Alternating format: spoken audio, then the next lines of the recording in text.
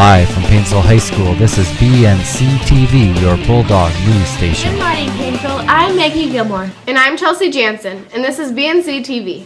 Welcome to our March 26, 2013 episode. We hope you enjoyed our last show. Please email your comments and story suggestions to bnctvnews@gmail.com. Your input is greatly appreciated. A group of students recently competed in the annual VEX robotics competition. Graham Porter has the story for us now. What's his name? 4065? Yeah. Actually, his name is Mayhem. Mayhem, okay. Can you do that? Will it lower the trough? No. Is there really trough? Yes, he's scored. The trough is static. Each team has... Thumbs up! Scoring table! Thumbs up! Autonomous mode! In! Wait a second. Let's get first match. Let's go! Let's go!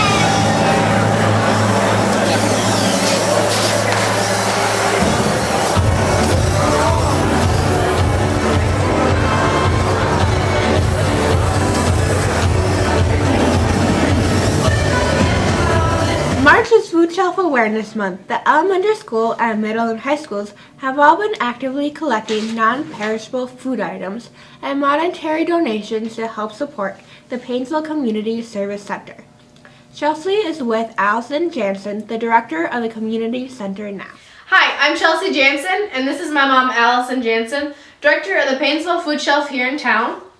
And Allison, do you have great kids? Do I have great kids? I have wonderful kids. In the summer, we usually host a summer activity. As you can see as our board over the years, these are the pictures I collect each year. We have a lot of kids that volunteer during the summer that help all summer long. When they get bored during the summer, they come work here at the center. So if you get bored this summer, stop on down to help at the Paynesville Community Service Center. So Allison, how's the March food drive coming along? Well, it's kind of hard to say this year. It's been 7 years that I've been conducting the March food drive. And as you can see by the shelves behind you, Chelsea, that the food drive has really been slow this year. We've been collecting anything from A to Z, but as you can tell, our school snacks and breakfast foods and noodles are very low this year. But we've got a couple weeks yet of the food drive, and we'll see how it goes from there. So, any last comments? I would just like to thank everybody for their support year after year. You guys are great support, and thank you for always donating and thinking of the Paynesville Community Service Center. And thank you. I'm Chelsea Jansen. This is my mom, Allison Jansen. Back to you guys in the studio. The annual Box City was held on Friday, March 15th, to help bring awareness to homeless in Minnesota. There was $850 raised, Dimitri Binsfield won Best Box, and I won Most Money Raised. Mrs. Flanders' theater class was at it again. They performed Feed the Whale, the saga of the boy band Oreo by Don Zolitis on March 8th. 24 students, grade 11 through 12. When Mrs. Flanders was asked for highlights of the show, she said she enjoys seeing students, many of whom had no play experience, discover the fun in performing for the audience. She said that some of the first-time actors have been shown an interest in acting plays in the future. The next performance of the theater class will be a dance performed on Fun in the Sun. Do it then, dance.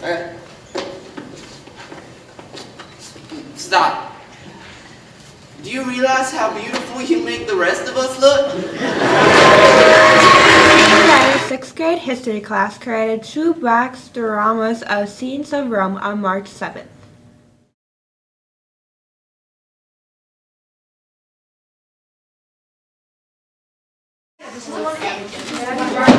The Lollipops concert, which was held on Friday, March 15th, is an annual event hosted by the Prelude Singers as a benefit concert for the Paynesville Community Service Center March Food Drive. The audience generously gave over $300 and many food items as well. This concert is an opportunity for the 4th grade recorder students to present the skills they have learned in reading music, and the 6th grade choir, 50-plus members, and the Prelude Singers, 91 members, singing that evening. They had the opportunity to hear the high school pop students as well as share their songs for each other. Allison Jansen, Paynesville Area Community Service Center Director, had the opportunity to speak to the audience about the needs the center has expressed their gratitude for the community has given. The Keep the Quality Committee donated lollipops for the students to enjoy after the performance, so the music and treat leaned to a sweet evening. Mr. Whaler has been working with Luke Orbeck and Eric Soderberg on a new independent science evasion program.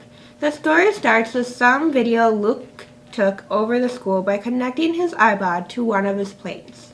Hi, my name is Tim Whaler and I'm the high school Earth and Space instructor here at Paynesville High School. And for the last several years we've had a class where we've been dealing largely with Microsoft flight simulators, and students have all had the opportunity to fly with Microsoft Flight, 2008 I think, 2007 or 2008. This past summer I was contacted by a gentleman from Sartell by the name of Larry Leach, who had a bunch of RC airplanes that he'd like to donate to our program, and we immediately said yes and we'd take it. We got there and he had a whole garage full of airplanes and parts and pieces, and we brought it home and we weren't sure what to do with it. Didn't know what part went with what, things like that. So I pulled Luke Orbeck in, asked him if he'd be willing to help me out and get all of this stuff set up. I knew he had an interest in aviation, and he basically took a whole garage full of equipment and made it all usable. With that, I'll turn it over to Luke, and he's going to talk a little bit about what we did this year, what they're currently doing right now. They're doing some pretty neat things, and he'll introduce Eric Soderberg, who's working with him right now on these aircraft. So, well, when we first got this, pretty much the wings were all separated and I didn't really know what would go with what, so I started out with trying to figure out which wing went with which plane, which parts of the other plane, and then after we got each plane set up, we had to find out the batteries that would go with each plane and the right amount of voltage so we didn't blow the engine right away. That was probably the toughest time, was trying to find out all that information, but once we did that, it pretty much went smoothly from there. Then we found the transmitter, which actually controls the plane. It's a remote that you use.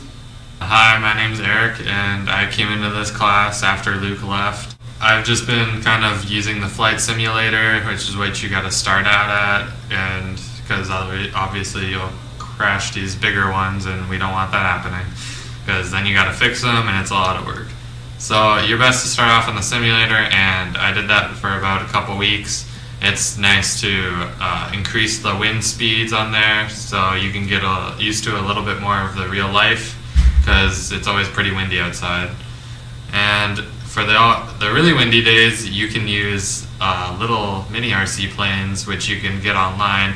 This one was about $20 to $30, and it's nice if you want to just fly in a room or in a gym. Paynesville Area Community Education held a family baseball and movie night on March 9th in the high school.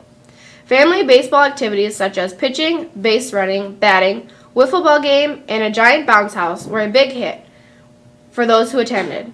The evening consisted of the showing the movie The Rookie. The 9th Annual Community Talent Showcase will be held on Sunday, April 14th at 5:30 p.m. in the high school auditorium. Tickets can be purchased at showticksforyou.com. And that's all the time we have for this episode at BNC-TV. Remember that you can view this episode and all our past episodes, as well as many other district videos on our YouTube channel at youtube.com/Paynesville Studios. I'm Maggie Gilmore. And I'm Chelsea Jansen. From all of us here at BNC TV, thanks for watching, and we'll see you again next time.